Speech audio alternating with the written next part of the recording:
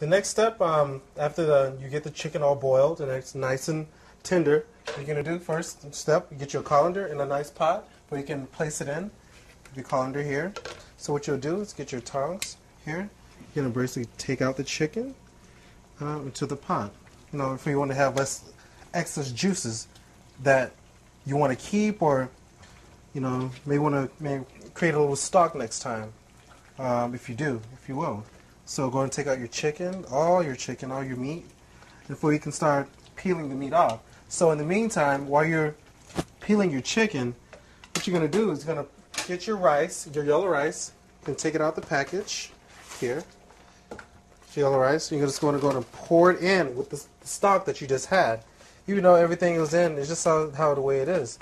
So you're going to scrape your bottom just to make sure you don't have any leftover chicken down there, you know, but you may want to munch on later. So you're going to go ahead and pour in your rice. You're going to pour it in. You're going to stir. Right? Then you're going to get your second bag of rice as well. And you're going to pour that in as well. And so once that's finished, or you have all your chicken peeled, and then once you get your chicken peeled, then I'll see you on the next trip and see what we can do and finish this meal off. Thank you.